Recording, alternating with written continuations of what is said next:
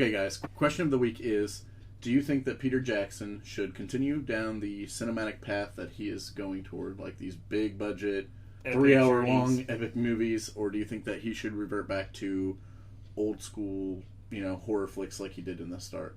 And we'll start with you, Phil. I feel like the whole feel and look of the old school, like the stuff that he did in the beginning of his career, comes from what he had to work with, and a particular aesthetic for just the nastiest possible gore.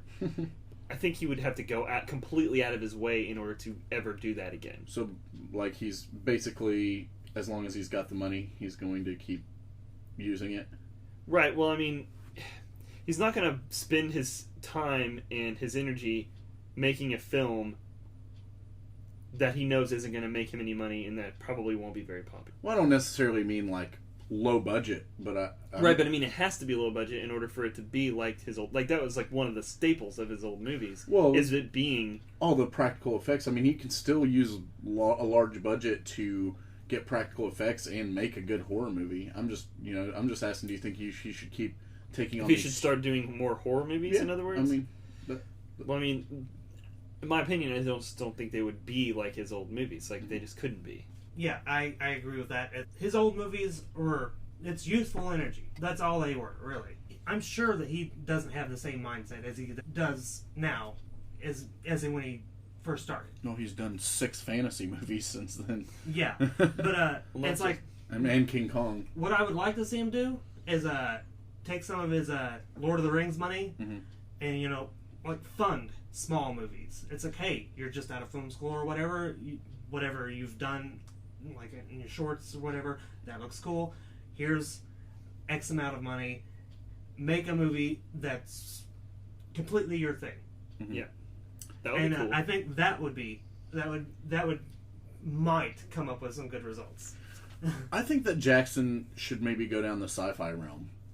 Like, a lot of the CGI and stuff that he uses for his movies, some of it's really good, but some of it's really bad, and doesn't really fit the genre that he obviously has used for the Lord of the Rings and Hobbit movies, that I think would look way better in, like, a fucking Star Wars type movie, or a sci-fi type movie where you've got space and you can use that stuff more freely without it looking like CGI trolls and CGI orcs and stuff like that. You know what I mean? I think you're more referring to the most recent Hobbit film than anything else. Well, I am, but that also is his most recent work, and I feel like that's the best basis of what he is going to use going forward. I think that from a director's standpoint, obviously he is going to want his movie to look as good as it can. Mm-hmm. And the Lord of the Rings trilogy looked amazing. Oh, there was not one thing in there to bitch about. Well, King Kong looked fucking amazing too. The only reason that something would turn out not as good would have nothing to do with him. Like, he's not going to make Hobbit 2 and not be as good, and it on purpose. Like, he didn't purposefully make shitty CGI. He's not doing the CGI. Right, but he is allowing it. Right, but it's not anything that he can control. In the Hobbit movies, those are mostly CGI. Right. Lord of the Rings, it was more of a mix. Right. Of practical and CGI. I'm just saying, like, imagine him doing, any kind of science fiction, for instance. Look at the dinosaurs in King Kong and how good they looked, and imagine him doing the Jurassic World movie that's coming out next year. That would be fine, but wouldn't necessarily consider that to be science fiction. I mean, I guess it is, but it doesn't really have a sci-fi feel to it. I don't think. It doesn't have like a space or. It's not It's not really about the technology. It's about the monsters and about, like, escaping them. It's more of a monster movie than anything. I would argue. The original Jurassic Park was about the science, but then every movie since then has literally just been, let's go to the island and have a dinosaur adventure. Right. But I can see him doing that. But I can also see him doing like a space adventure movie or something. Yeah, I mean, why not? He could. Yeah. He totally could. I think it would work out. Maybe not better because Lord of the Rings have such a huge fucking following. In order for it to be as big of a success, he would have to find a similar, already established brand like Lord of the Rings or King Kong, and then just add his stamp to it the way he's done. Right. Well, and that's kind of seemed to be his theme since the Frightners was Lord of the Rings was all based on a book. The Hobbit was based on a book. The Lovely Bones was based on a book. King Kong was based on a book and a classic movie. So it's like he's not really doing a lot of his own storytelling storytelling. You know, right? what I But mean? he's a director. He doesn't, He's not a writer. I agree. I guess all the movies that he's been doing has been based on previous literature. You know what I mean? It's not like somebody wrote a screenplay for a movie. Well, right, but that's how you make successful films. You find something that you know is going to sell out. Well, that brings us to our episode. first movie. Yeah. So, welcome to Motion Picture Meltdown. I'm one of your hosts, Stephen the Roast Rosenberg. Phil the Kill Collins. And DeHart. And we're going back in time a little bit. Not too far back in time. Going back to the 90s, which is not very usual realm for us. Well, 90s was the golden age of cinema, so we can't really make fun of it. Yeah. You can't really make fun of it. And honestly, though, I had made a claim a while back about how, like, 90% of 90s horror is just garbage. Like, it is just pure trash. And these two movies totally fucking go on the good side for the 90s. Obviously. I mean, there's a lot of movies made every year. And well, there's probably 1,000 horror movies you haven't seen from the 90s. And probably, you know, a good percentage of those are decent. I wouldn't say a good percentage. I'd say maybe like 1%. What would you say would be a good percentage? A good percentage would be over 50% for me. Okay, well, obviously that's not going to happen. Yeah, it's never going to happen. Every one out of every 10,000 movies is that even watchable. Never has. Never once. Yeah, ever. Like, Right. since the beginning of films, only only a select few of the movies have been worth watching, which is good because that's all the time we have to watch them. I guess I just like way more horror movies from the 70s and 80s than I do the 90s, and then That's fine. Picks up a little bit in the 2000s, but not much. So we're talking about Dead Alive and the Frighteners. Yep. Two early Peter Jackson works, Yep. both considered horror. Both good movies, I would say. Yeah, that's the end of the podcast. We're done.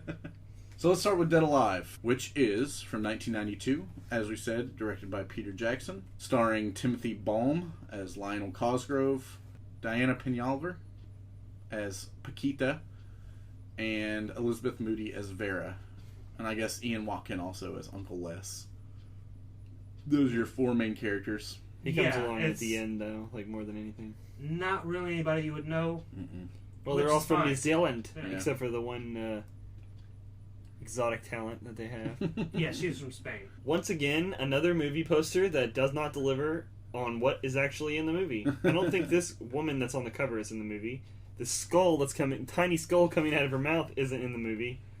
I mean, I can kind of see what they're referencing. There's a point where a baby rips a person's head apart and then pops their face in between the head and then proceeds to just still walk around. You know, that's fine, but there's nothing alike from the... I don't know why I expect the movie poster to actually represent the movie, but I do, and, you know... Yeah. I guess this kind of representative, but not... And especially for a movie poster that was very clearly made way after the movie. Oh, yeah. Way after. It wasn't even called Dead Alive. It was called Braindead to begin with. Right. So, this is the American release, and they still can't get the fucking movie poster to look anything like what was in the movie. Yeah, the old movie poster is way better. Yeah, and is actually representative of the movie. Yeah, it makes Evil Dead look like a Sunday picnic. I would totally fucking agree with that. Fully agree with that. As far as the amount of gore, yeah. Yeah. So, it is claimed to be one of the goriest films ever made. I mean... Yeah, probably, yeah. I don't know how to measure gore necessarily minute by minute, I guess. Obviously, it's in How 2 much- 2-liter bottles. How many... Yeah. If you measure it in 2-liter bottles, I almost feel like this has to win. Just because you would just... Everything gets liquefied by the end of the film. Yeah. Just spoiler alert. Let's talk about the plot. You want to go with the plot, DeHart? Okay, well, the plot begins with a zoologist on Skull Island, which is a King Kong reference. Yep. He's bringing a very rare monkey. The rat monkey. monkey. Another King Kong reference, except for it's just a tiny monkey, not a giant one.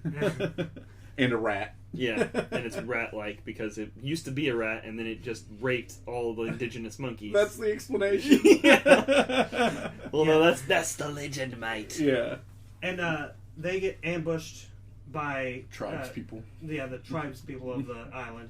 And basically they're saying, don't take this monkey. It's like, you will regret removing this monkey from the island. And then he's like, well, I have an automatic weapon, so you guys can all go fuck yourselves. Fires it off in the air, and then they just proceed. Yeah, to they take off. scatter, and they take off. But he gets bitten by the rat monkey. Yep, of course. And I guess the locals know what's going on, Yeah, they know that if you get bitten, you will become possessed or whatever. What's the word Dead they keep alive. saying? Zombies.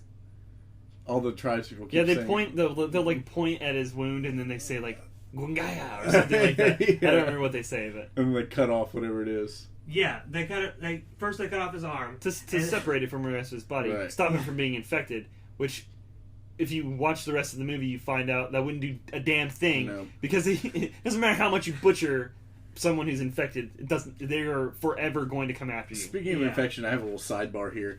I read this story the other day about this new tribes people that they found, and they I guess they found them in the middle of the jungle or something, and it was like their first contact with civilization. Did they have a rat monkey?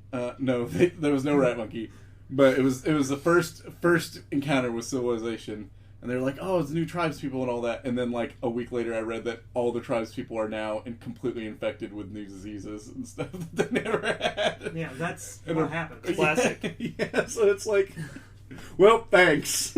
Well, You did a good job finding them yeah. to death. First and last contact. Okay, so they see a scratch on his head, so they behead him. Right. But they still want the money. So they make the delivery. Knowing full well it's going to cause a fucking zombie outbreak. So why the fuck why did they kill him? They didn't want to bring him with them because then they would have been in danger. Oh, at that point, okay. Yeah. The monkey goes on a plane to New Zealand to be part of their zoo, where we run into our hero of the movie. Lionel. Runs into he goes into a shop where a lovely Spanish lass is working. Yeah, and her gypsy mother. I don't think she's Spanish. Yeah, I was going to say she's from Spain. She's definitely Spanish. No, I know that. I'm saying I think in the movie they're like Romanian or something. And well, her name's Paquita, man. Whatever, dude. She's fucking reading tarot cards and predicting the future and like warning her of the moon and the star. They are very gypsy. Yeah. Well, which is they prefer to be called Roma, but anyway. Yeah, I know. It's not the proper nomenclature, man. Yeah. Asian American, please.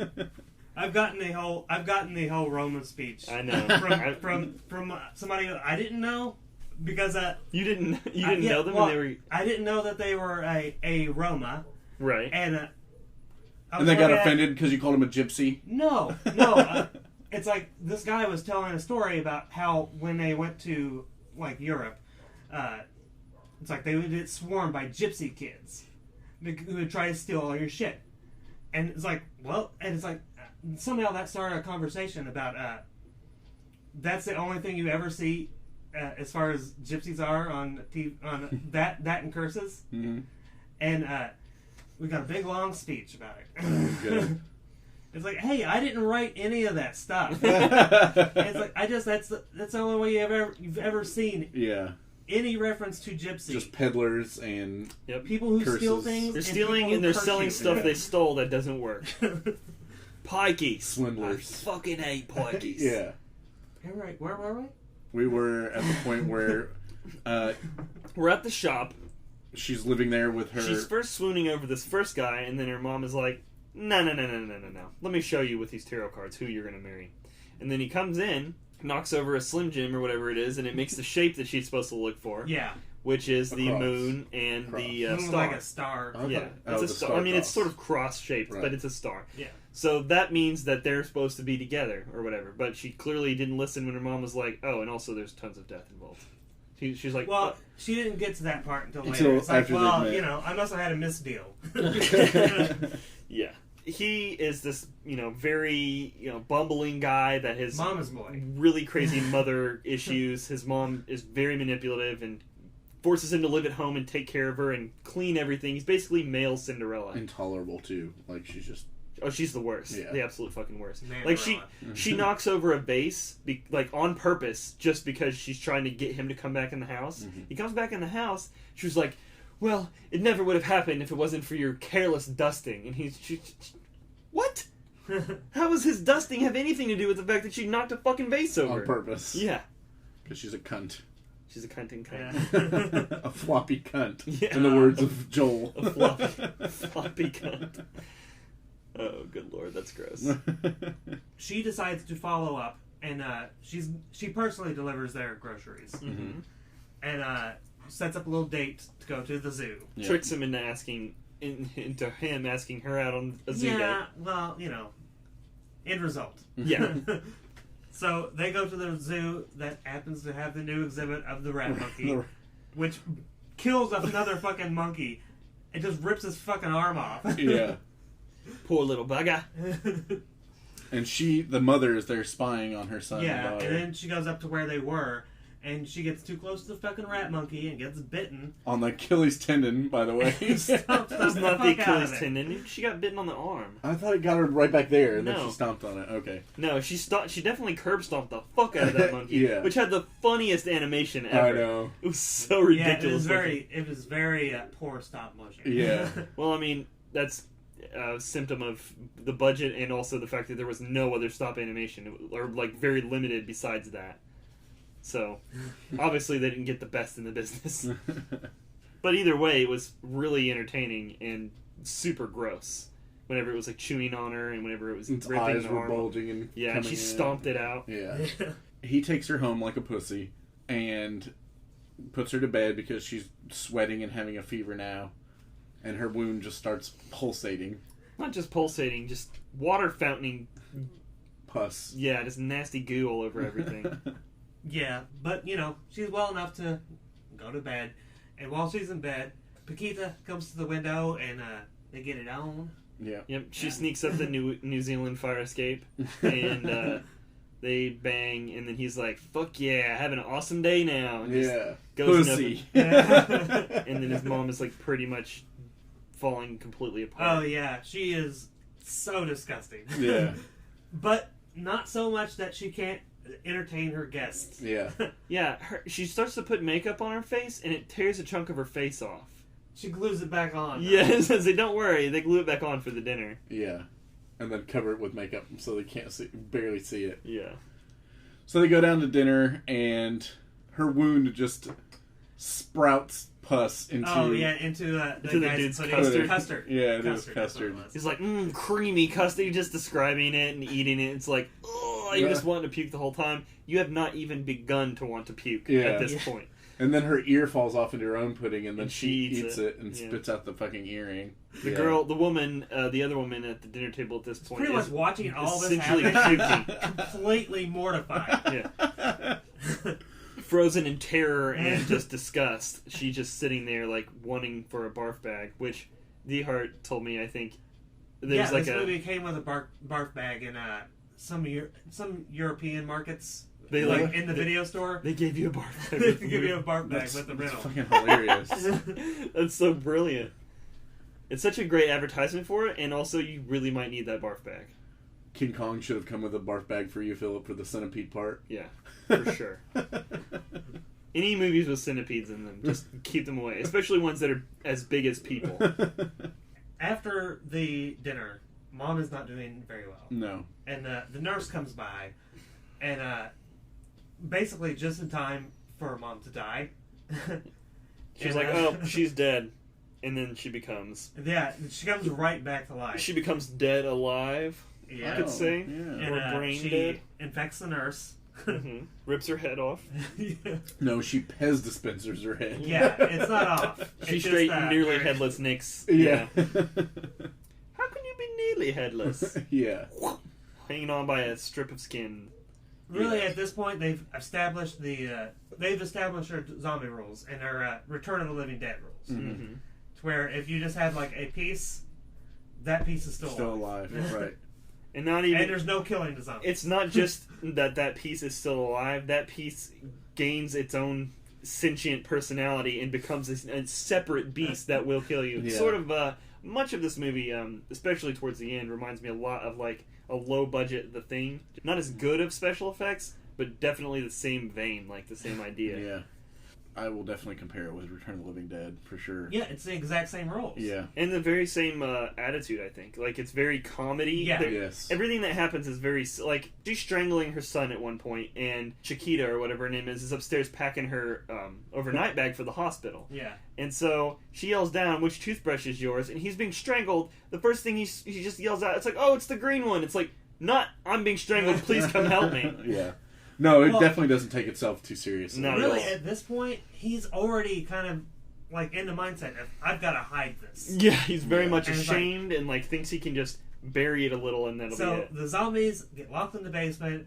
He tells them that mom is at the doctor's at the hospital, and basically continues his regular life. Or tries to, I guess. Yeah, and so he goes to the Nazi vet.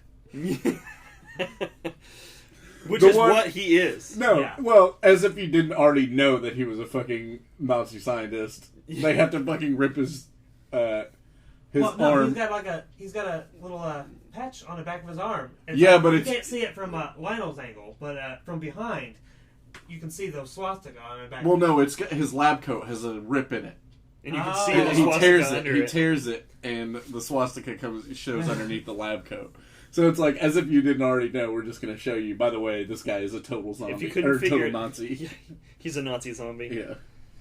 Well, thankfully, it's not. It's not Way better than that. You know the one I'm talking about, Zombie Lake. Terrible movie. Oh Don't yeah, ever watch it. yeah. There's some good Nazi zombie movies out there though. Like isn't Dead Snow? Dead Snow's not bad. And then War of the Dead. You ever seen that one? War of the Dead, no. That's pretty good too.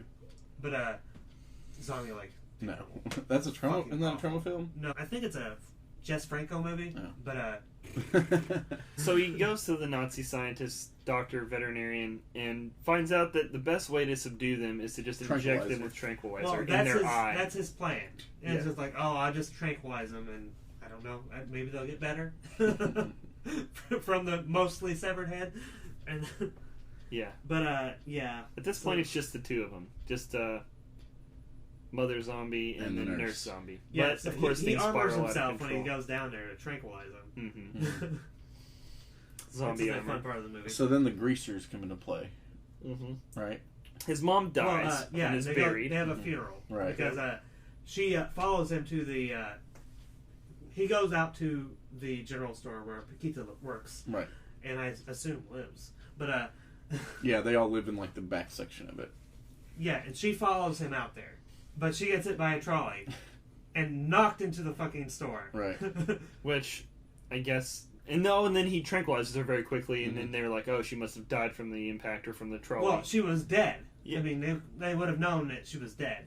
Right.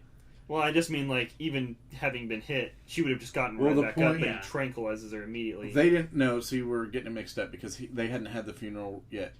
No, this is before the funeral. Well, this is This leads to the funeral because everyone sees her dead. It's like, well, I can't pretend that she's at the hospital anymore. right. Yeah.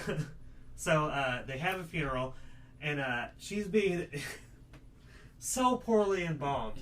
It's like she's just being pumped full of fluids. Formaldehyde And and she shit. is so distorted and distended, and that's really fucking gross. Yeah. Yeah, it's really nasty. She's like exploding with whatever embalming fluids, just exploding out of every orifice. Her eyeballs pop out.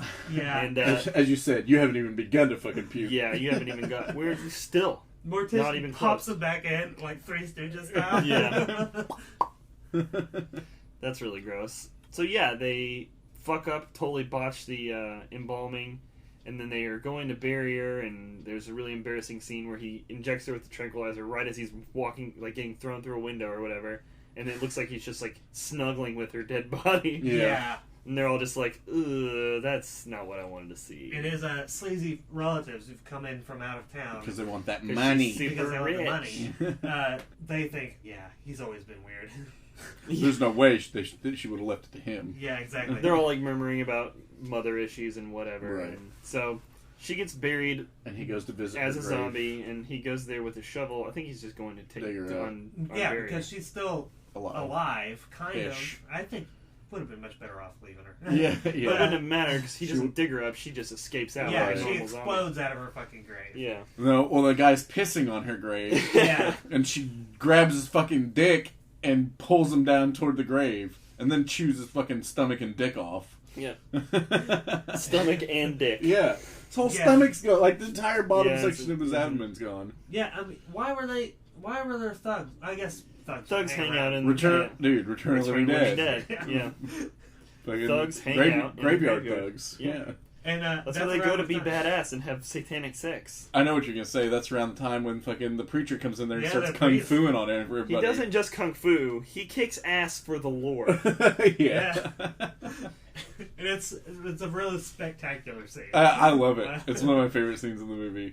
He says the line, "I kick ass for the Lord," and then he proceeds to kick the most ass for the Lord. Dude, it's like he's at this high point whenever he says that. Yeah. And he does like this flip jump down. And that's when he's starting like decimating zombies with kung fu. Oh yeah. Well, until, they don't die, so they eventually overwhelm them. There's only so much kung fu you can use on a zombie before you get impale him tired. on a statue of somebody pointing at the sky. Yeah. Yeah. I'm assuming This some was sort of this was angelic character. post bitten though, so he comes back to life. He is also... So now we're dealing with a slew of zombies, including his mom and the nurse, and a few others. One of the greasers and the preacher. I don't think they ever really say what happens to all the other greasers. They might have run away. I don't know. I think only one of them gets turned into a zombie. The rest of that... I mean, because, once one guy's got drug into a grave by his dick, he stuck around. No, but I mean, there's a whole fight scene where the priest is fighting the zombie thugs. But no, just one of them's a zombie, though. The one that gets bitten by So he's his just mom. kicking the other one's asses. And and that one is the one he ends up getting defeated by because it's a zombie. Yeah. Well, that makes more sense. Okay, so continue. So he brings them all home. He has them in the Because basement I like don't a know gross why- family. I don't know why he feels responsible for all these zombies. I don't know. I guess patient zero being your mom, you feel A little bit guilty, but yeah. it's like, ask for some help. It's like, there's crazy It's like he thinks dead people chasing me. why wouldn't he stop and think for 1 second?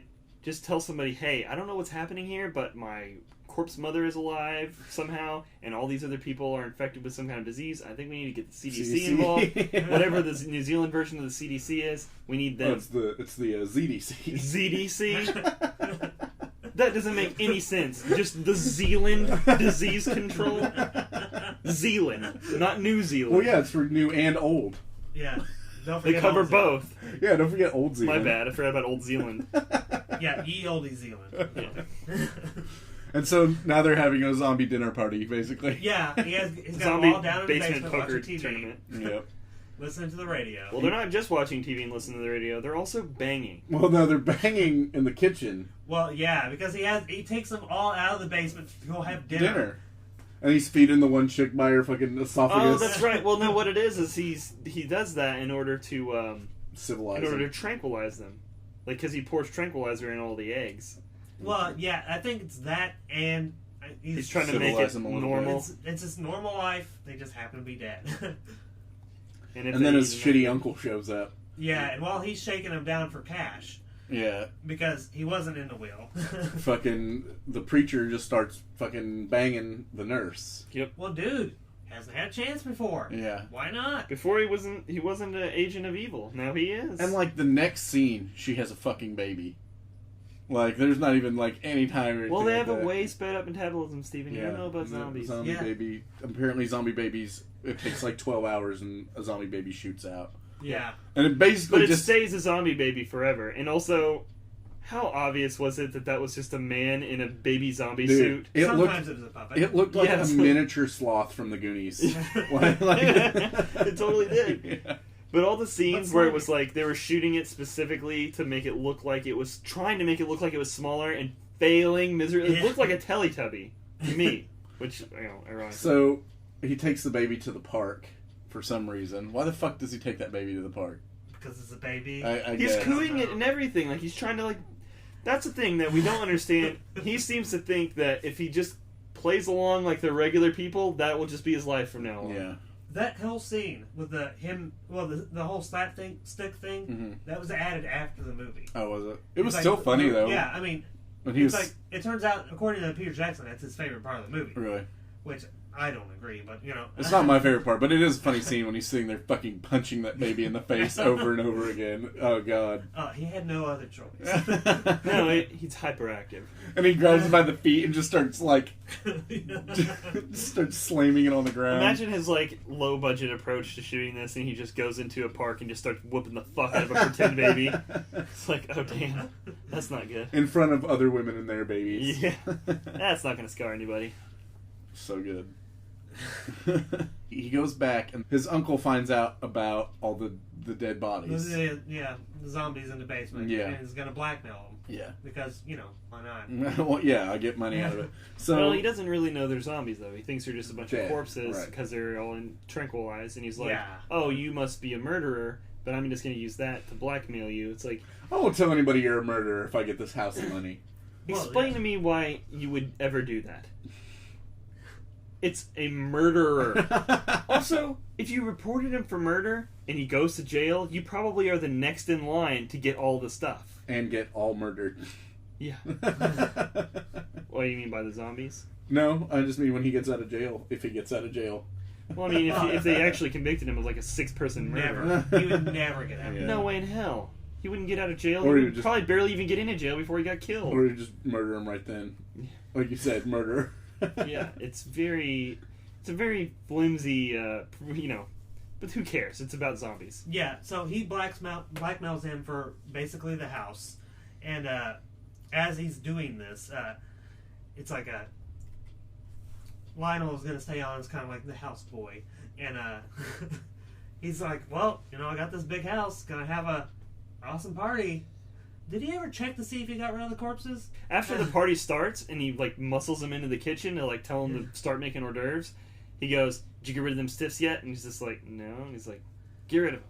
Yeah. It's like, During the party? It's like, I've got hors d'oeuvres to serve. Yeah. It's like, all right, okay, well, maybe before you decide to have a party in the house that you just became owner of through very mysterious means, as far as anybody else is concerned, maybe get rid of the bodies that are in your basement. Maybe. Always decorpse first. But it might not be his fault, because whenever the first guy walks in the door and the crowd of people are coming behind him, he's like, "Why not? Everybody just come on in." It's like it's almost as though he told his shitty friends that he got this badass house, and they're like, "Well, that's what we're gonna party this weekend." Yeah. It's like, Travis and what's his face's house. all my ratty friends are coming over tonight. Yeah. To be murdered. Because pretty much within a few minutes of the party starting. From here on out, it is just bloodbath. Was that a Hank Williams reference? Yes, it was. I was like, that sounds really familiar. Nice. Way to slip that in. So the zombies escape, and everything breaks into total chaos. This is where the movie begins a 20 to 25 minute one-up fest with itself. Yeah. It's like, oh yeah, you thought that was crazy? Well, we'll just wait 2 seconds and you saw something twice as crazy. And so on and so forth. Yeah. One of my favorite scenes, someone gets the back of their head punched in by someone. I was going to say that too. No, not only that, but the hand goes through the back of the head and starts choking somebody else through the other chick's mouth. Wait, love it. I forgot. Before they... Okay. He tells them to get rid of the stiffs. Mm-hmm. He buries a grave, and he's going to poison them. Mm-hmm. But he actually gives them stimulants. He gives them animal stimulants right. instead of... It has the skull and it's crossbones. mislabeled, in other words. It's animal stimulants on the other side of the it bottle. is. And all the zombies are now super zombies. Yeah. They explode out of the ground. They have and super then strength. They change from being Return of the Living Dead zombies to being more 28 weeks later zombies. Right. Nothing can stop them. Just they way will, more brutal. They will whoop the fuck out of you and crush a steel door. They do not give a and shit. eat off your legs in 1 second. Yeah. Like that guy going through the sliding door or whatever. Not even his shins were still there. Straight up scarabs from the Mummy. But his knees, his shins were still there, but his knees up to his thighs were gone. Yeah. It was very odd looking. Yeah, it was really gross too. God, that part is just so awesome. There's just so much blood and guts and just... I can't even remember what happens, all the different ones, because it really is 20 whole minutes of just somebody gets their face ripped off, somebody gets their lips chewed on, just all the nastiest shit that could possibly go down. And This is what zombies would really do if they could do what they could do. Like in movies, like any other given zombie movie, they'll chase after you, they'll bite you, and then you become a zombie, and then everyone chases after everyone else. Right. In this movie, they just straight sit down for a nice person dinner, and they eat everything on you until you turn to a zombie, and then they all start fighting. I know this was made in 1992, but like I told you earlier, Philip, it is beautiful 80s gore in its finest. Yeah. I mean... Yeah, this is definitely... It feels like it's right out of the 80s. Right. Well, the 80s didn't come to New Zealand until 1995. Yeah, which is actually 2 years earlier than it came to Old Zealand. Yeah. It's all detailed in my memoir. But seriously, it's beautiful. Yeah. It is just fantastic, cheesy gore. It gets to the point where it stops making you grossed out, because it does make you very grossed out throughout the whole movie, but there's so much of it at the end that you become desensitized to it, and it just becomes hilarious. Yeah. And like the intestines, okay, so the super zombies are way more powerful than the regular zombies, which are just swarming the house also, but they can just be pushed out of the way, sort of Last Man on Earth style. Right. And so the super zombies are the real threat here. Like, they can like jump high, throw you through anything, super strength, whatever. So one of the super zombies, I think it's the thug one, gets cut in half and becomes 3 different monsters. It becomes the top half, which is jammed in a toilet. The outside of him, from his waist up, jammed into a toilet with a toilet seat over his head to like lock him in place, and it's just like it's flailing in place there. And then his fucking intestines, which from this point on become like one of the main villains of the movie. Yeah. Fucking intestines, using their, just long, like either lower or small, bigger or smaller intestine to like climb up things, and just and it has eyes and what you would say is an eyes and an a anus. nose. Yeah, it has a butthole that farts. Because farts are funny. Yeah. But not too many. Only one fart. Just one fart, yeah.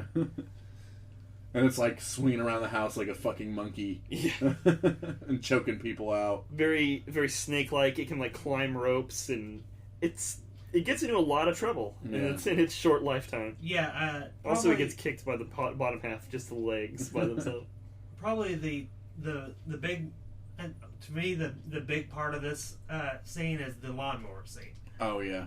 Where he just like he eliminates like 99% of the zombies. It's like if you've ever played Dead Rising, this movie is where that ability in Dead Rising came from, where you could pick up the lawnmower and just fuck zombies up with it. Very much a definite reference to this movie. Yeah, and that scene is so fucking awesome.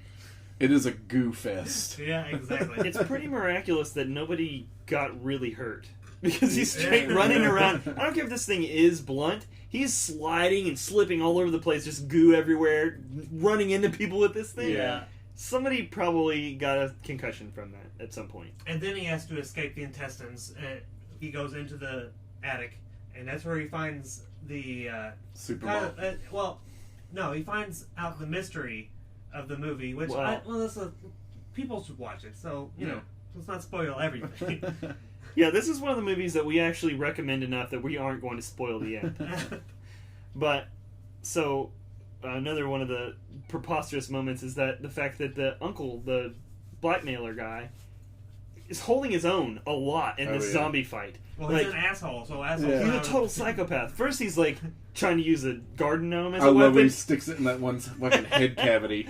And he just keeps on walking around. Just a little garden gnome on top. He's got like a gnome for a head. I think somebody should recut that scene into a commercial for Travelocity. Oh, God. It'd be so good. And there was one point whenever there's like a zombie like rush, like a horde attack, and they're just flowing into this room, and he's just got a huge like chef's knife and a butcher knife, and he just massacres them. Yeah. Like, and then he just starts drinking and smoking because he's like done with his massacre. Like, he literally eliminates all the zombies in the immediate vicinity. It's like they use like this camera effect that makes them do like the E Honda kind of like Yeah. slap thing, only with knives. Yeah, and there's like you see him just swinging the knives, and there's just body parts flying all over the place. Exactly. Totally I don't crazy. remember what happened. Why was the one glowing? There was one that was glowing. It got its a- head smashed in by from the back by a light bulb. Yeah, which there was, obviously- there was like a light bulb in the Okay. van. And I knew it apparently was this something light like bulb that. is made out of like really thin diamond because it was able to puncture through the back of her skull without Yeah. breaking. But it lights up her whole head in a very humorous fashion, and which is also what leads to the house eventually burning down. Right. As she bursts into flames. Yeah, and then the guy and the girlfriend confront the mother. Who is Think also rat. super. She is so gross. I know, just giant, Just a fucking giant, gross. gross, greasy, Yeah, huge she's titties. naked. So she's got like giant tits, but they're flat. Yeah. And But she Yeah, can it's also so talk. gross. She can also talk again too. Where- yeah. Well, she is the ultimate super bad guy zombie. She has a lot of things going for her to back that up, too. First of all, she's the only one that was actually bitten by the rat monkey. Mhm. So she's patient zero. She probably has some kind of crazy super mutated version of the virus. Plus, she's an evil bitch. Yeah. 2, she is a heinous bitch. And she also had the stimulant the same way all the other super zombies had. Right. Yeah. But, so she literally turned, and she got embalming fluid, so she was stretched Oh out and yeah, stuff. she was embalmed. Yeah. So that might have Who knows how that preserved her affected- brain a bit. There was a lot of. Why do I need to defend it? It doesn't matter. There's a big monster fight at the end. Yeah. It's a boss fight. Which is awesome. Yeah, definitely. One of the things that I thought was really funny that I think was. I'm not even sure if they were necessarily meaning to do it, but there's a scene right before he starts blackmailing the main character, the blackmailer guy. He's like, "Oh, you must have found your dad's old stag film because you can hear the zombies in the other room banging." Yeah. And he's like, "Oh yeah, that's what it was." And he's like, "Yep, some people, it's like, I figure you probably just want to do this by yourself." He's like, "I'm not going to watch porn with you," and so he leaves. And he gets into the attic, when he's being chased by the intestines, and the first thing he finds is one of his dad's old stag films. It's like, fuck, what? And he asked him, he was like, "Did you watch one with the donkey yet?" Or something like The that. donkey and the prostitute, or the nurse, or something like that. And it's just like, really? Yeah. So, how likely is it? This is his brother-in-law, or his uncle, but not his dad's brother. His mom's brother. Right. So, how weird would it be if you and your wife's brother were watching porn together? Like, that's beyond weird to me. Yeah, I would Casually watching or beating off. Well, clearly they were watching all of them because he's like, "Oh, have you seen this one? There's it's a good big one difference, of all though. of them that I feel you like had." you can casually watch it and joke around about the porn. I feel like once you've watched multiple porns with someone, you're probably not just doing it casually. Also, who casually watches porn? I don't know. Not me. Dave Attell, I've never done that. Dave Attell has a show about that. Casually though, like, oh, I just watch porn because it's a good show. It's entertaining. They watch porn and they talk about it. I would probably watch The Big Lebowski, just for casualness, and possibly The Sex Avengers, and maybe Harry Twatter. Lord of the Cock Rings. Why didn't Peter Jackson direct that? He very well It would've may. been much gooier. That might be the next one. Would have been much gooier than any porn ever made. Which this movie very well may be. It's torture porn. No. Another thing that I thought was really funny and I think a definite jab at motherhood. She uses her gross tentacles at the end to pull him inside of her, back into her womb. It's the ultimate in because people are always say hey man, just cut the cord or whatever because it's like you're being a baby or you're being you're relying on your parents too much, and it's like literally she pushes him back inside of her. Yeah. What the fuck? And then he straight cuts his way out. It's brilliant. That's fucking brilliant. Yeah, it was really good. That whole scene was pretty awesome. From 30 minutes before this to the end, it was just... The whole movie was a pure setup for that last 30 minutes, and it was such an amazing payoff. Yeah. Like I said, it was just a one-up fest. It continuously got more and more ridiculous, more out of control, him leading up to him liquefying every zombie in the house with a lawnmower that he has strapped to his back. Yeah. It's pretty awesome. I fucking loved it. DeHart, I had never seen this before, and I had just put it on the list because You know, I was just like, I've heard Peter Jackson did really good old horror. I'd seen Meet the Feebles. You'd seen the Frightners as well. And I'd seen the Frightners. I haven't seen that one. Yeah, I've got that one. And I've seen the Frightners, and also I've seen... Heavenly Creatures? Huh? No, I haven't watched Heavenly Creatures. That's a fantasy film, I'm pretty sure. Well, no, it's a retelling of basically a murder case with some fantasy elements. Oh, okay. Because these people have very rich fantasy lives. I see. So you ready to move on to the Frighteners? Yep. Yep, excellent comedy / horror film, the Dead Alive movie. Yeah. So, the Frightners from 1996, which is starring Michael J. Fox, Jake Busey, who is Gary Busey's son.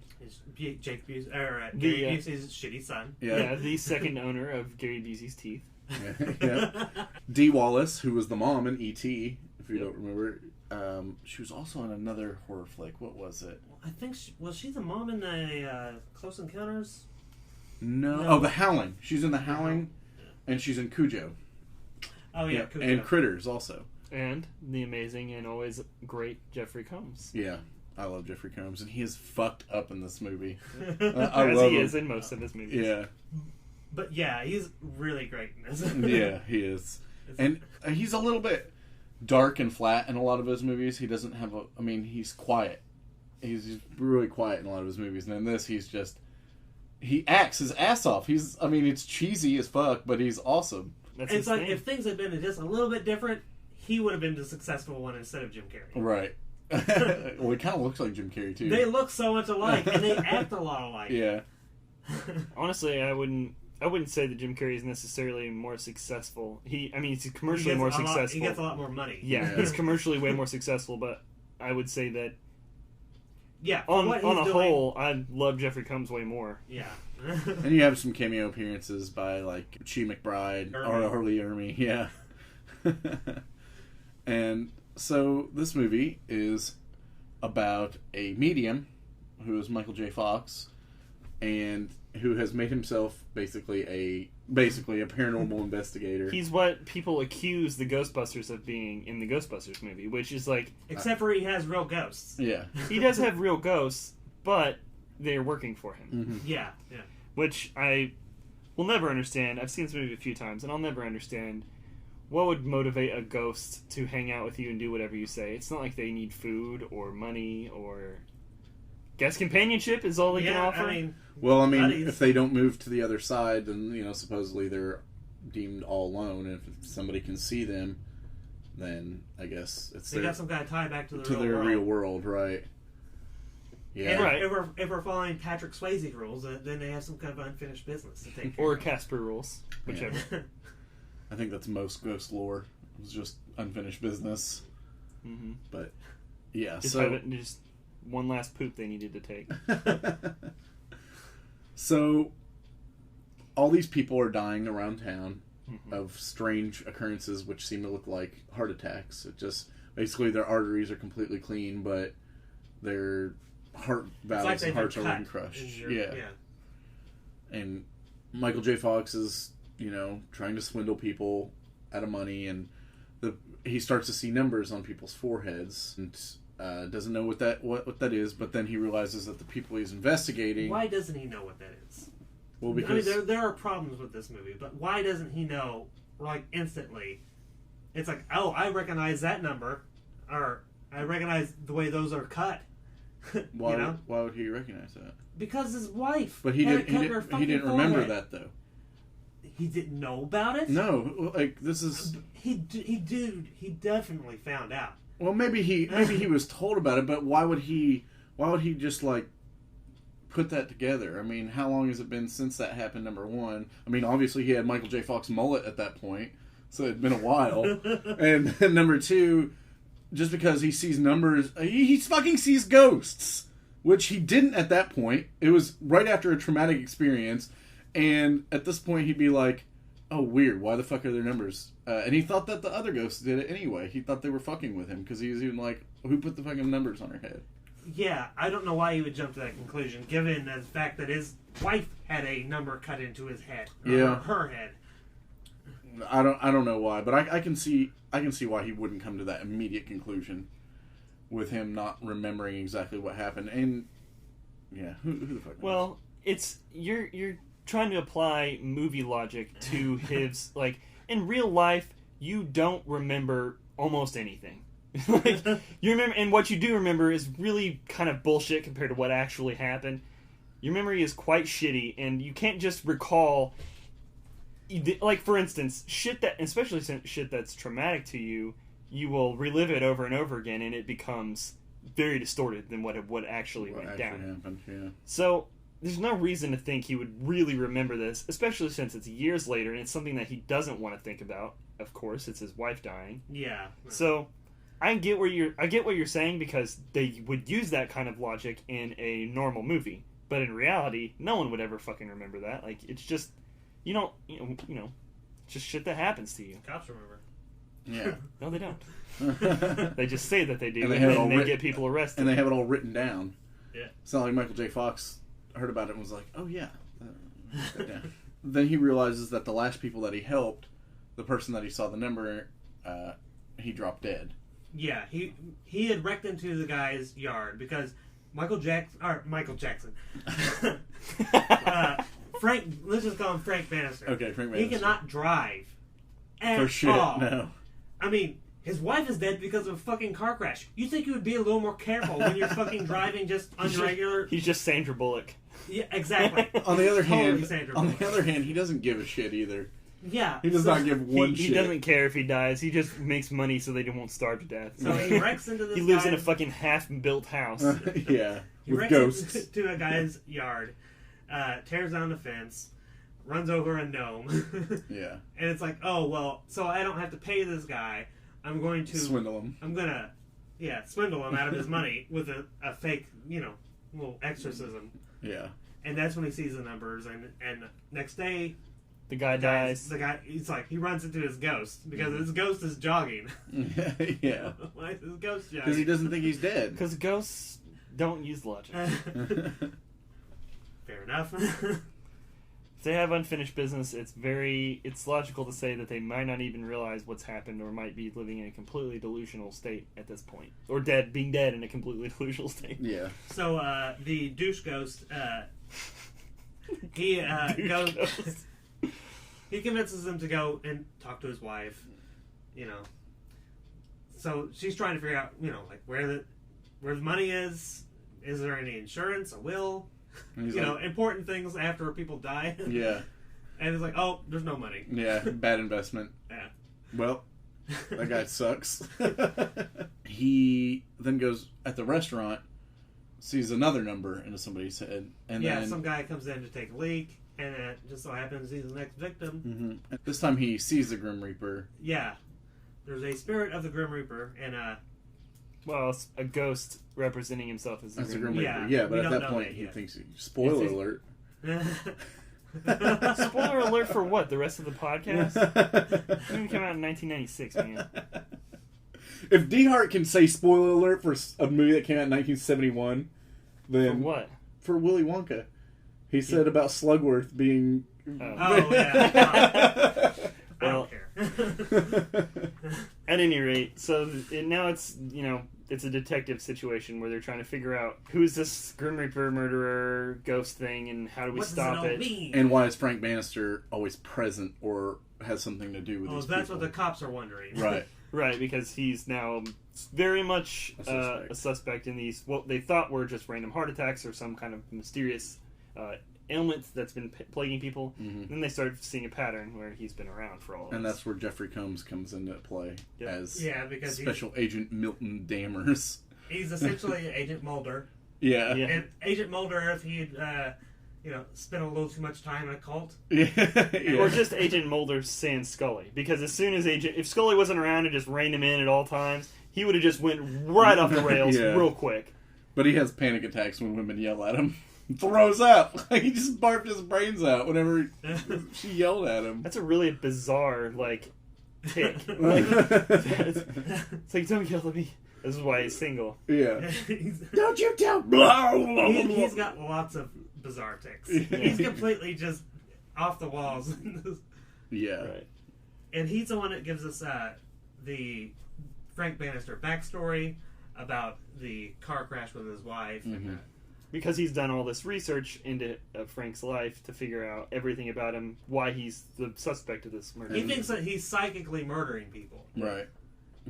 And crushing their hearts. Which is Scanner honestly style. not a lot of difference between that and what really happens. Right. Well, What's actually happening. It's like he's not doing it. Right. They are but being killed. it is to do with him, and it is being killed through supernatural means. Yes. So And also his razor blade was missing from the... How would they know that it was That's what I was going to ask, is like, how the fuck did they know that the razor blade at one point was in that toolbox in the trunk, and now after the car wreck it is no longer in the toolbox? How would they know that? Yeah. Super fucking wouldn't plot know hole. that. Yeah. Because that razor blade comes into huge play because that's what was used to carve the number into the forehead. right, of his wife and everyone else, I guess. And so they think that...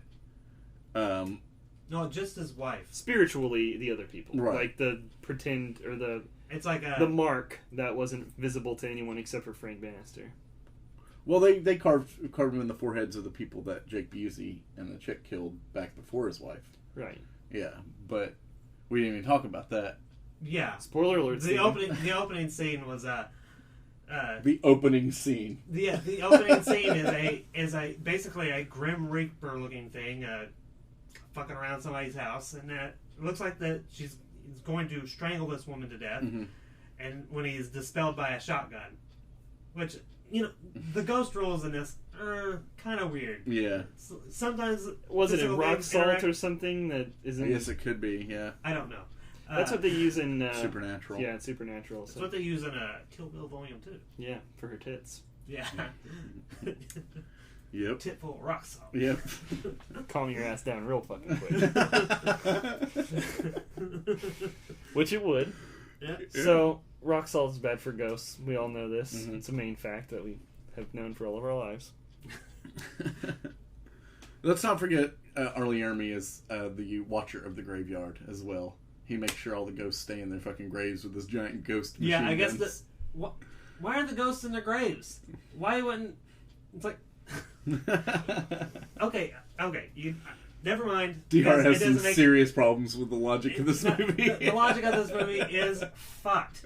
Because in this movie there is a heaven, there's a hell. Yeah. Why are there all these fucking ghosts? Have unfinished. like They're in very- limbo. Oh, okay, I have unfinished business. I'll take care of it while staying in my grave. Well, Arlie... They don't know that they have unfinished business is the problem. Like, that's why they can't... Well, that's why they don't just go do it and then get the fuck out. Like, they don't know what the business is that they were supposed to do. And they have a guy with giant ghost guns standing outside their grave making them stay in No, the ghost guns only appear when he wants them to. it. Yeah. Ghost Or guns. ghost boxing gloves or whatever the fuck he wants to use. What is your major malfunction? And this was like what, after Full Metal Jacket, like Arlie Ermy just turned into that character forever. Well, Like, he will- basically, it's like he was supposed to be the advisor on that movie, Right. but it's like, well, why don't you just do it? And it's like, why wouldn't he? Because Yeah. that was essentially his job, right. to break down maggots but- and rebuild them into soldiers. Now that is like what he does in every fucking movie he's in. That's probably just what the guy's like. He was a drill sergeant in real life. No, I know that. I mean, that. he's not an actor. He just does that. Yeah. He just did it in real life, and then he just started doing it not in real life. I don't want to ever watch a movie where they make Arlie Ermy cry. Does that exist? No. Okay. What he's saying is he's typecast. Of course he is. Why the hell wouldn't he be? Right. It's like, I don't want to see the sensitive Arlie Ermy. Yeah. Well, he was pretty good in the Texas Chainsaw remakes. So, You were. Oh God. Okay, so the three ghosts that he's hanging out with. One is well, it's like they took very specific archetypes. Mm-hmm. It's like they got like a hanging judge from the Old West. Mm-hmm. They got a Shaft impersonator. I love him. He's so awesome. And they've got a Nerdy. yeah. You've got like your nerd from the 50s. Mm-hmm. Would have been in like Sometimes They Come Back. Have you ever seen that one? I haven't seen It's that a one. Stephen King movie. No, I haven't seen that one. Okay. Well, I'd say maybe... we'll put it on the list eventually. Back to the Future. It reminds me of Back to the Future. Yes. Would have fit in perfectly in Back to the Future, Right. which, by the way, 1955! this was produced by Robert Zemeckis. Oh, okay. Mm-hmm. And he was originally attached to direct. Danny Elfman did the score for it. Oh, okay. Awesome. Okay, so we've got the three ghosts. Mm-hmm. And they're helping him investigate, and they end up at this big banquet, museum gala or whatever. Right. When he sees that this woman who had earlier accused him of being a fraud, even though she saw her kids hovering. Yeah. How are they fucking? Oh god. Was that the same lady? It was the same lady. Oh, okay. I didn't know. It's like she saw her kids floating through the air, and then saw the card. It's like, yeah, that guy's bullshit. I'm gonna call him over here and then tell him he's bullshit to his face. Just because kids ghosts are real doesn't mean he's not bullshit. Right. Okay, fine. She believes in ghosts, but not him. I don't believe in you as a person. But she is supposed to be the next victim, which he tries to warn her of, and she takes as a threat. Right. And then shit breaks down. And the Grim Reaper shows up. Yeah, he's there. But the judge is able to hold him off. And then, well, does he fuck the mummy first, or is that afterwards? He fucks the mummy first because when he holds him off, he gets cut in half. Initially, he holds him off with his guns, and it looks like he's just fucking vaporized. Mm-hmm. It's gone. So he assumes that he's won the battle. It's like, yeah, I still got it. And then he fucks the mummy. And he gets Grim Reapered in half. Yeah. Yeah. And that was John Aston from Addams Family. Family. Who do you play? Gomez. Oh, Gomez. Okay. Yeah, the TV show Addams Family. Oh, okay. Yeah, I was like, not Raul Julia. No. He was too busy doing Street Fighter. Let's say he was too busy dying because of Street Fighter. Fucking radiation from those flying boots. And those glowing fist gloves. Did you have a heart attack? I don't know how he died, but I'm pretty sure it was because of that movie. No one knows how he died. We all just assume. Frank Bannister's ghost killed him. So he knocks the chick out and kidnaps her basically to try and save her. Bad idea, Yeah, because she still gets murdered. But this time he was alone with her. Yeah, and it totally just looks like he murdered her. It very much seems that way. Yeah. It's like, oh, well, you snatched a woman from a very public event. Later, Take her she to the was woods dead. And where she's found dead. After basically publicly threatening her is what everybody heard. It's like, you're next! I'm gonna kill you! I mean, you're gonna die next! I think he could have handled that a little better. He could have. He's kind of a moron, Maybe. though. Like, not kind of, he's very a moron. The best way would be to go to a very public place and just let her ass die there. You know? I mean, it sounds harsh, but you gotta, set an alibi. Yeah. It's like, I wasn't there. I did not murder this woman. and then tell the ghost, I told you. So, did they ever explain why these specific people were being singled out? Like, the ones who do end up getting, they're marked for death, and then they eventually getting killed by the Grim Reaper character? No, it seemed... It's just more people, and then by the end... If you were... Okay, I'm going to just spoil the end. The Grim Reaper is actually a serial killer. Yeah, that's not the end, but, Yeah. Well, whatever. Yeah. That's the reveal of the movie, the plot twist. Big reveal. There was a series of murders at a mental hospital, and one of the orderlies and his girlfriend were the ones doing it, and they got a certain number of kills, and that was as many as they got up to. 12. It was 12 kills. And then he continues killing after death so that he can build up his kill count. Like, that's his whole thing. He just wants to kill as many people as possible. Right. That's the kind of maniac that he is. Once again, going back to DeHart's statement, why didn't the police just put together, like, man, these murders that are happening are, like, this guy's M.O.? But I guess they didn't see the carved numbers. If they could have seen the carved numbers, Yeah, they may have been able to put it together. But that's still another thing where it's like, no one would ever put that together. Yeah. The last one with a carved number was his wife. Yeah. Oh, okay. Because I don't know if they... Okay, I remember now. This really spoils everything. But there's a reason for that giant gap between like when they were killing when they were young. Yeah. And then later on when they're old. Right. But we won't reveal that. Yeah.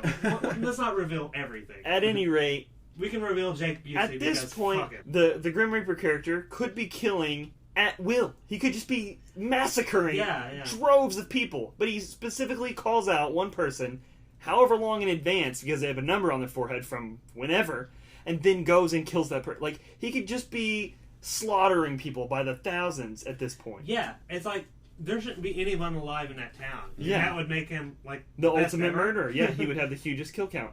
Why would he have to call them out so far in advance? Like, when he's like, 2 days, I'm going to kill this old lady. But for now, I'm just going to chill in my Grim Reaper outfit. It's like, that doesn't make sense. He should be just murdering as quick as he can, as many as he can, like he did when they were in the mental hospital. Right. Well, that was a very special situation because it was a time game. Like he didn't have have infinite time to kill anyone. Once you start blowing people away, you really don't have a whole lot of time to playing things out. It's like, I've got to blow as many people away as possible before I get fucking murdered. So basically, he's not just going on a total ghost rampage and slaughtering the entire planet. It's because he just doesn't feel. He just can because he has infinite time now. He's like, fuck it, I'll just kill him at my leisure. Leisure. I'm too busy watching Ghost Andy Griffith, and I don't know what else old ghosts do. Why would it have to be Ghost Andy Griffith? Is he dead? I would think that he is. Andy Griffith. He died like a couple years ago. Yeah, like not long ago, like 2 or 3 years ago. If he's not dead, he should really get on it because he's getting up there. Get on being dead? Yeah, get on that. He should get with this new dead thing. Get with the program, buddy. So, the way that they're going to defeat the enemy is by putting Frank Bannister into a near-death state. Yeah, he's dead. Yeah, he's dead as shit. The way that they're going to defeat the villain is by... because Frank Bannister, at first, he's like, I must be responsible for this somehow. So he turns himself in. He's going to just let him take him down. But then, once he figures out that he's not, they're going to put him into a basically dead state so that he can become a ghost and then fight the ghosts as a ghost. Pufferfish poison. After... No, it's literally a combination of pufferfish poison and cryofreeze because they hypothermia him and barbiturates him to sleep, to dead sleep. Barbiturates. And the woman in this looks like hot Andie MacDowell. Yeah, she's Andie MacDowell if I liked her, but way better. Her name is... She wasn't pronouncing poetry, portree. Trini Alvarado is her name. She's pretty. That's good. Probably the reason why we haven't seen her much. It's like, that name. Yeah, Trini. That name doesn't roll off the tongue, does it? Not like Andie MacDowell. Well, you assume that she's related to Roddy McDowell, which makes her cooler or because Malcolm. he was one of the apes, or Malcolm McDowell, which makes her very creepy. Which she is. Yeah. Yeah. The ghosts and the Andie MacDowell lookalike, they break him out of jail. Right. And then cryo-freeze him. Because but it turns out she was next on the list. Mm-hmm. So they break out of jail. They evade Jeffrey Combs, but barely. Mm-hmm. And then she freezes him, and then Jeffrey Combs gets caught up to her. Yeah, because of course he would. Right. Yeah. He's an FBI agent. You can't just go to where you work. And this time he doesn't have a fucking pistol. He has a fucking Uzi. But of course he does. He's Crazy Mulder. Yeah. Now I have a machine gun. Oh. Yeah. And then that's when he reveals that he's like culty. Yeah, he's been scarred. Well, he's pretty culty anyway because he believes in psychic powers and other crazy stuff. Yeah, but he's got like fucking pentagrams carved into his fucking back and shit. Yeah. He's been mistreated. And then what happens? The ghosts help her, right? Well, the remaining ghosts. she's been abducted by Jeffrey Combs. Right. And he's taking her to the graveyard. Mm-hmm. just so Frank Bannister can die. Right. It's like, well, if he can't get back in his body, the murder spree ends. Right. Which I guess if he were a little bit more up on his psychic phenomenon, he would know that there's already a killer ghost, And if Frank Bannister was a murderer, he would be able to murder even more people. As a ghost. He'd be a way better killer ghost murderer. Exactly. Yeah. Murder evolved. It says on the Wikipedia page, Dammers is the Danvers. Dammers is what it says on Wikipedia. Yeah. That's Jeffrey Combs' character reveals that he was abducted and a victim of the Charles Manson and his family in 1969. I don't remember that actually happening. I don't remember him specifically listing Charles He may have Manson. done that whenever he ripped off his shirt or whatever. I don't remember that either, but that's what I was just looking through Wikipedia. Yeah, but the ghost is chasing them while they're in the car. And the other ghosts are... Well, Michael J. Fox and the other ghosts are trying to stop this from happening. The ghosts that haven't been killed. And then he cuts one of them in his head in half. The ghosts that haven't been killed. Again, what? He cuts the nerdy guy's head in half. The nerdy ghost. So now he's dead. Casper the nerdy ghost. Yeah. It's very... And Arlie can't kill a Irby ghost. uses his ghost guns on the Reaper. Yeah, and then gets cut in half. Yeah. And then down the middle. And then Michael J. Fox picks up the ghost guns, which apparently were not an actual part of Arlie Ermey's ghost form. They were just something that exists besides him. Apparently the guns died and created gun ghosts. Ghost guns. Damn it. Well, that's the only thing that makes any sort of sense. There are loads of logic problems in this fucking movie. Yeah. But he's got the ghost pinned down. It's like, Jake Busey, got you dead to rights because you're dead. And he's got him, but no. Pretty Andy McDowell has to bring him back. Yeah, back to his body. It's like, I almost had him. Well, it would have not mattered for Frank because he would have died. He had to bring him back. Yeah. He was pretty much on death's doorstep anyway. Then she goes to the house. The house where the girl lives that helped Jake Busey murder people. Because we're revealing the plot now. Well, we knew that she lived there from the beginning. And we knew that she was the girlfriend because somebody else very early in the movie. Andy McDowell's character. Yeah. Well, Andy McDowell double. pretty Andy McDowell. Yeah. Trini bullshit. Whatever her name is. It's like, let's just murder Andy McDowell and we put her in her place. It's gonna be just murder her. Yeah. It's gonna be. Can't just take her out of cinema. Well, she's gonna be a ghost. Yeah. It's not like she's not gonna be able to do stuff. Let me see this Andy McDowell. I don't recall her being particularly Andy McDowell-like. I guess she has similar hair and like facial structure, but I feel like she doesn't. She looks like the hotter New York version, I guess. She looks like she's from New York. Well, she is from New York. So. Was she? Yeah. Well, there you go. You called it. So, okay. Where are we going from here? Are we gonna reveal the end of the movie? I mean, I guess we can. It is. We always reveal 20 years old. Well, if you don't want to listen to the next 2 minutes, we're gonna talk about. Yeah, it's on Netflix. Go watch it. So, she goes to the house with the daughter where the girl lives. They figure out. Since we know who that is, we're going to go to his old girlfriend. Who I don't know if they've already established that there's still a connection between them or what. But I don't think they have at this point. No, they haven't. They go there to, I guess, check on her because I think they think that she's going to be the next victim or something. The girl goes there. Yeah. And she thinks that she's going to be the next victim, so she tries to get her out of the house, but she won't leave. Because she's hanging out with her ghost boyfriend. And her mom. And her really needy mom. Again, crazy mommy issues. Mom problems. But she hides in her closet and finds... mom money, mom problems, man. What is it? Frank Bannister's knife. Yeah, the knife that you didn't know was there in the first place. And it turns out the reason for...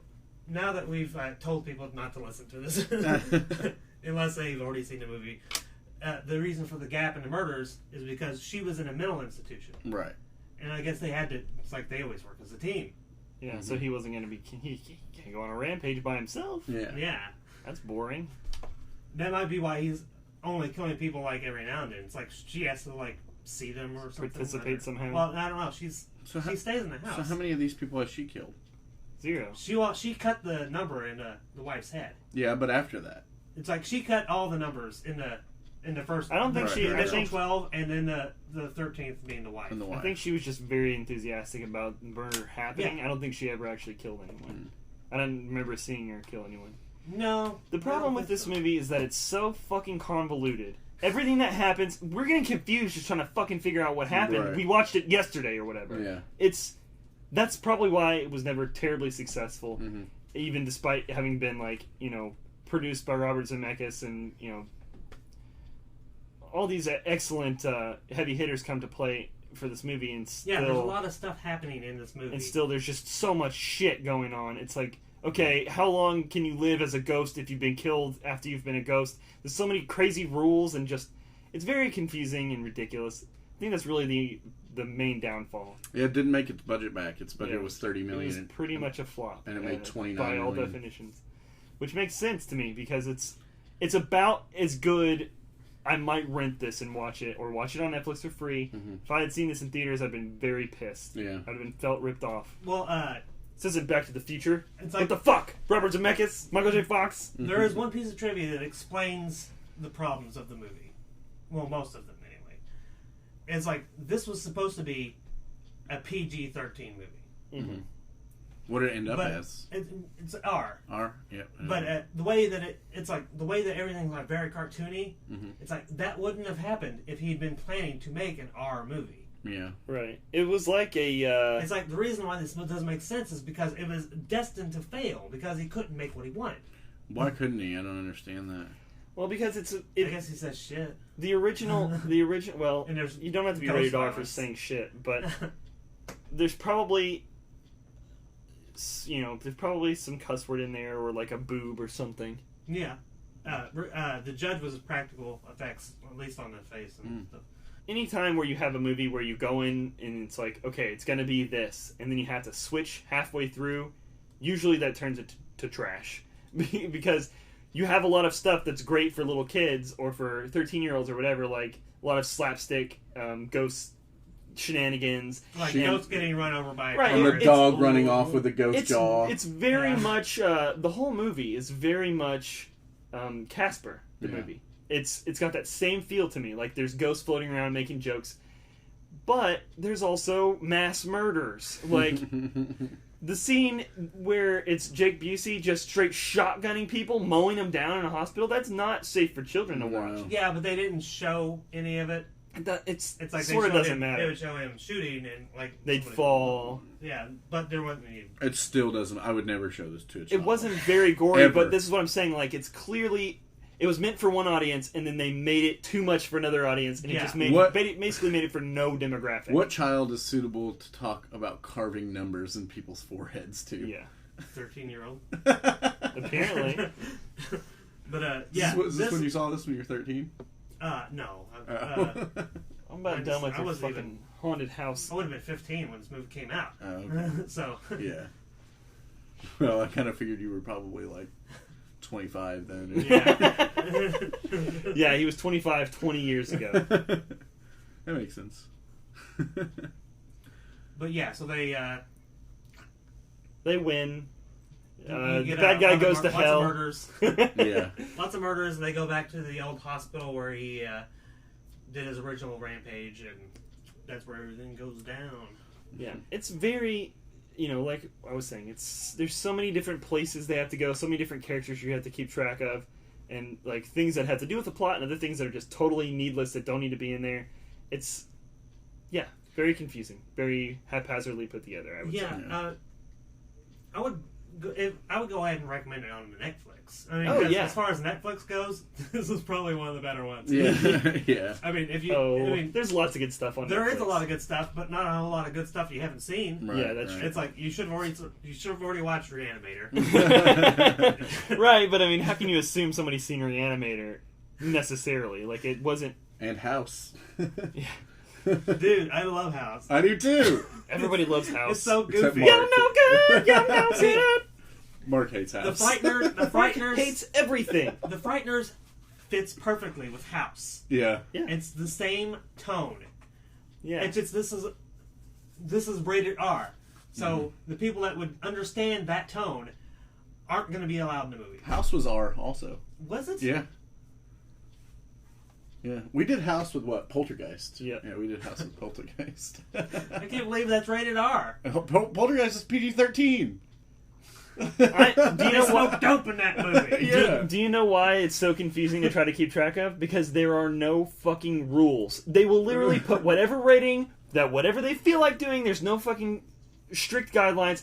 Okay, over the years, it's like, okay, if you say fuck more than once, that's a rated R movie. Right. Okay, that's a guideline. But how much gore, how many murder references to murder, how many people getting numbers carved into their head do you get before it becomes rated R? There's no fucking limit. You just have to guess. Yeah. And it's so fucking... It's very arbitrary. If you've ever seen the movie... What's the movie called? It's a documentary about the MPAA that rates everything.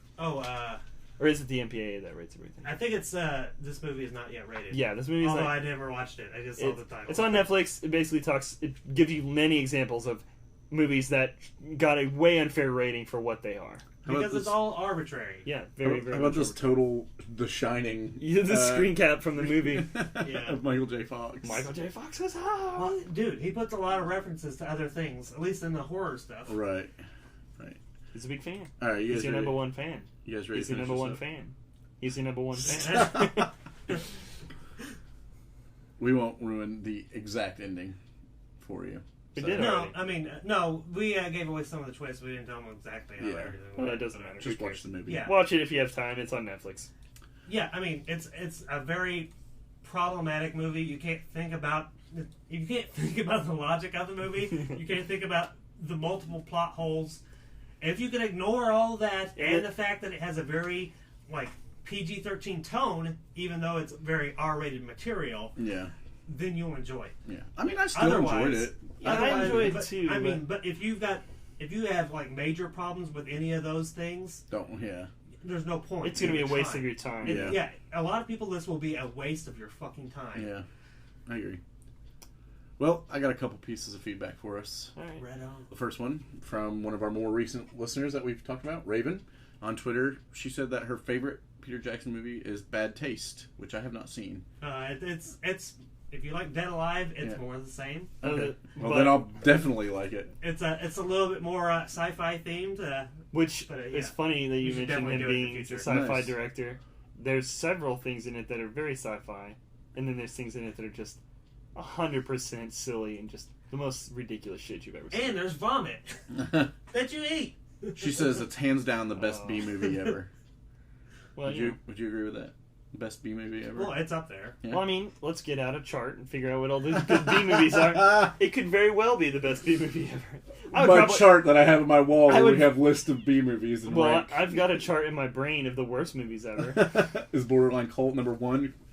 No. It's one of them. Speed 2. Speed 2 is the number one worst No. movie. Yes, it is. No. And it's not a B movie. Okay. It's the number one worst. Major It's the studio? number one major studio movie that should have been at least slightly better than it was. Like, there's no excuse for it to be as bad as it is. Okay. I'll take Obviously, that. they go on. Yeah. There's different. It's like heavyweight champion versus the lightweight champion. Yeah. There's different rankings and different classes of fighting. Yeah. It's the same way with movies. Obviously, a movie that I could make by myself would be the shittiest probably movie ever made compared to all the Hollywood stuff. I have one more piece of feedback, and this is from your brother, Philip. Ed. Really? Yeah. Has he been? Oh, he has been listening to the show recently because Yeah. I was like, Ed, we have 130 episodes. He was like, seriously? Yeah. I think he just didn't realize we'd been so prolific recently. Yeah. He wants us to podcast a couple of movies that are not out yet. So I told him that we would do Weird it. request. Yeah. We're gonna have to pull a whole I figured fanboys thing and sneak into the I figured we'd do at least one of them anyway. He wants us to podcast Sharknado 2, as well as Atomic Shark. Sounds like a perfect when they come out. When they come out. When they come out, that sounds like just the exact kind of stupid ass thing that we would do. Right. Well, but if we're gonna do Sharknado 2, then we have to do Sharktopus 2 versus the Terracuda. Oh, we can make it a triple header. Oh, a triple-headed shark? Wait, no. Wait, forget Atomic Shark. Two-headed shark attack. That movie's shitty. It is so It's shitty. got Brooke Hogan in it. Again. They sing a island with a shark. Yep, they sure do. A shark runs into an island and sinks it. Bullshit. Sci-fi is just getting Islands, ridiculous. just for those of you who don't know, the directors of that movie, are not just a big chunk of floating land out in the ocean. They don't just drift around from place to place. According to them, this island was on a coral reef, which that's not how islands work. No. Or coral reefs. Once again, nor are coral reefs chunks of things floating around in the ocean. They stay in a very much exact same spot. Yeah, they're like definitely sessile. Like it's just growing off the ground. Yeah. As islands are made of volcanoes. It's a chia island. There you go. Okay, well, if you want to follow us on Twitter, you can follow us at MPM Podcast. If you have a friend that you want to listen to our podcast, please suggest us on iTunes, where you can download all of our episodes for free, as well as find them to stream or download off Unitedcypher.com. You can find us on various sites if you Google Motion Picture Meltdown. Like, Give it a whirl. like See what YouTube, happens. Via the internet, we can be attained. via the interwebs. Via.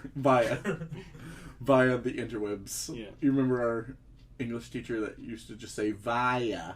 She enunciated the Was she fuck a out of it. Nazi? I don't know. We're talking about wires? Via. Hand me the wire! Hand me the via the internet. Check out some podcasts that we listen to. Return of the Living Podcast, as well as Nerdonomy, who present Nerds on Film and Nerds on History. Check out other podcasts from Unitedcypher, Unitedcypher Presents, as well as Talks Over Games. Check out Song Exploder, Stuff Mom Never Told You, The Crack Podcast, and what's the other one you was saying? 99% Invisible is an excellent podcast. 99% Invisible. Yep. Very short episodes, and that's one thing that I don't like about it. Mhm. I really like the podcast that I can block out my entire workday Workday. with. Fuck yeah, dude. There's nothing, and that's why we definitely encourage you all to listen to our podcast if you have a droning job. Because You have one of those jobs or a very long car trip ahead of you. That's a Clint Eastwood reference. Yeah. If you want to drone out some of the monotony of your boring job and or cheer you up when you're having a shitty day at that boring job, because that's what I do, is listen to funny podcasts whenever that's happening. So check out Empire Comics, where you can find awesome comic and card gaming stuff. Check out fivefingerkeys.com for awesome shirts at awesome prices. I'm one of your hosts, Stephen the Roast Rosenberg. Bill the Kill Collins. And DeHart. And we will see you next time.